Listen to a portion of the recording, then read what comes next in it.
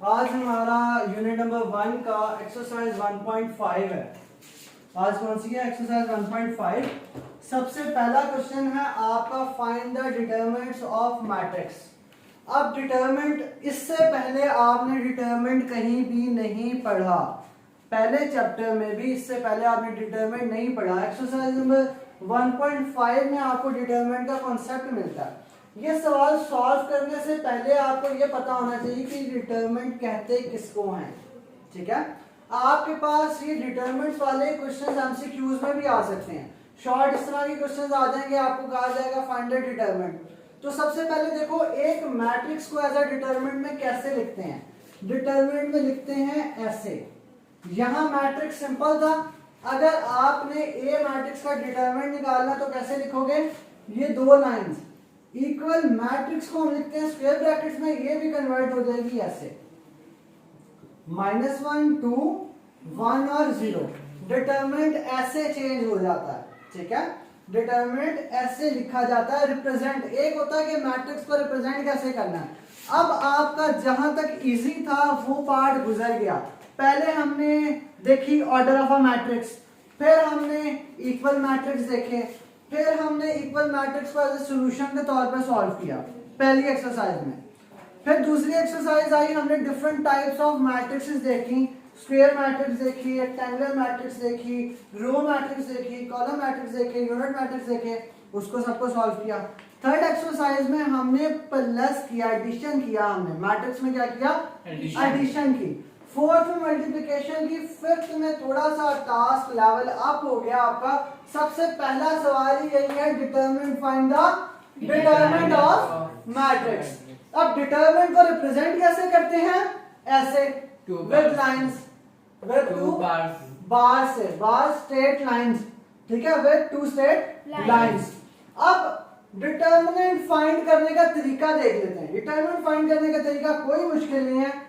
Cross multiply आप सुनते आए होंगे बचपन में। अब ये है आपके मैट्रिक्स के अंदर क्रॉस मल्टीप्लिकेशन, और क्या है दरमियान में साइन -1 मल्टीप्लाई बाय 0, दरमियान में साइन कौन सा आएगा? माइनस का, और फिर 2 मल्टीप्लाई बाय 1। ब्रैकेट्स मैंने बताया था किस लिए जरूरी होती है, ताकि अगर तो साइन अंदर या बाहर चेंज हो रहा है तो हम ब्रैकेट्स को उसके एक स्टेप ऐसा बना लेते हैं ब्रैकेट्स लगा के, ताकि हमारे साइंस कमजोर हैं। ऐसे ही हमारे साइंस कमजोर है, हमें पता नहीं लगता अगर 1 -2 हो रहा तो आंसर क्या आएगा। पहली बात तो सीख लो, बार बार क्वेश्चंस में मैं आपको समझाता हूं कि अगर यहाँ पे ये साइन है तो इसका रिजल्ट ये आएगा, ये साइन है तो ये आएगा। नहीं तो आप लोग 9th में हो, आप लोग कैलकुलेटर इस्तेमाल कर सकते हो। आप लोगों ने इतना दिमाग नहीं लगाना, कैलकुलेटर आप लोगों के पास होना चाहिए। कैलकुलेटर में वैल्यूज डालोगे, इसकी भी वैल्यू डालोगे, -1 मल्टीप्लाई बाय 0 आंसर आएगा 0। फिर -2 मल्टीप्लाई बाय 1 आंसर आएगा 2। इसको भी सॉल्व नहीं करना आ रहा, कैलकुलेटर में डालो। आपके जो बोर्ड में नंबर आने हैं वो इसके रिजल्ट के आने हैं। वहां पे उन्होंने ये नहीं देखना कि बच्चे ने कैलकुलेटर से किया या अपने दिमाग से किया। नहीं आता, यूज कैलकुलेटर, यूज कैलकुलेटर। ये छोटी सी छोटी कैलकुलेशन के भी कैलकुलेटर यूज करो, कोई प्रॉब्लम नहीं है। कैलकुलेटर यूज करोगे आपके नंबर्स बचेंगे। अगर ये 2 नंबर का सवाल आ जाता है और आप यहाँ पे आंसर लिख देते हो 2, ये आंसर सही है कि गलत है? गलत है। सही है। सही है? सही है। सही है? सही है? गलत है? सही है। सही है। दो लोग कहते हैं ये आंसर सही है और एक कहता है स्टूडेंट मेरा कि आंसर गलत है। मैं अपने एक स्टूडेंट के साथ हूं, आंसर बिल्कुल गलत है। 0 में से 2 माइनस करना है। 0 में से कभी 2 माइनस हो सकता? नहीं हो सकता। खुद मुझे बताओ, 0 में से 2 माइनस नहीं हो सकता, तो क्या हम इसके साथ माइनस नहीं लगाएंगे? माइनस लगाएंगे। अब ये आंसर करेक्ट है। अगर सोचो यही क्वेश्चन आपके एमसीक्यूज में आ जाए, ओनली थिंग कि आपके एमसीक्यूज में ये क्वेश्चन आ जाता है और आप मार्क कर देते हो 2 को, आंसर है -2। एग्जामिनर ने चेक करनी है बबल शीट, आपके ये क्वेश्चन नहीं चेक करना है। आपका 1 नंबर गया कि नहीं गया 1 नंबर? तो आप लोगों ने इसकी कैलकुलेशन जितना कैलकुलेटर यूज करना है, 0 को भी -1 से मल्टीप्लाई करके देखना चाहते हैं मेरी तरफ से करो। ये तो आपको पता है जीरो अगर किसी भी नंबर से मल्टीप्लाई, किसी भी नंबर से, 10 से हो, 100 से हो, 1000 से हो, 10,000 से हो, तो आंसर क्या आता है? जीरो। ये सबको पता है। चलो ये तो क्लियर हो गया कि कोई भी नंबर मल्टीप्लाई हो तो आंसर जीरो आता है। ठीक है, अच्छा पहला सवाल समझ आई? हाँ जी। आ गई होगी, पहला पार्ट समझ आया कि डिटरमिनेंट फाइंड कैसे करना है। हम जब तक ये 4 पार्ट करेंगे तब तक आपको डिटरमिनेंट क्लियर हो जाएगा। ठीक है, बी का डिटरमिनेंट फाइंड करना है, पहले कैसे करेंगे? टू स्ट्रेट लाइन बार से रिप्रेजेंट करेंगे अपने मैट्रिक्स को भी, 1 2 3 -2। ये बार अगर कहीं आ जाएगा सिंपल, आपके पास ये हमसे ये ना आए और ये भी ना लिखा है फाइंड द डिटरमिनेंट, तो आपको कैसे पता लगेगा इस सवाल को कैसे सॉल्व करना है? अगर ये यहाँ पे आ रही है, स्ट्रेट लाइंस आ रही हैं, तो आपको फौरन पता लग जाना चाहिए कि एग्जामिनर हमसे क्या पूछ रहा है। हमसे पूछ रहा है कि हम भाई डिटरमिनेंट इसका फाइंड करके दें। ठीक है, ये स्ट्रेट लाइन हमें क्या बताती है, हमने क्या फाइंड करना है? डिटरमिनेंट। ठीक है, तो करो इसको 1 मल्टीप्लाई -2, क्या करना है? Cross multiply. अब देखो आपको एक स्टेप समझ आ गया, पहले हमने ऐसे लिखा, अब आप डायरेक्ट भी मुझे मल्टीप्लाई करके बता सकते हो, सर 1 मल्टीप्लाई -2 इज -2। फिर थोड़ी सी ब्रेक लो, जब ये खुद भी सॉल्व करते हो तो थोड़ी सी ब्रेक लो और अपने आप को बताओ कि मैंने 1 को -2 से मल्टीप्लाई किया, -2 आ गया, अब डिटरमिनेंट में क्या आना चाहिए? माइनस।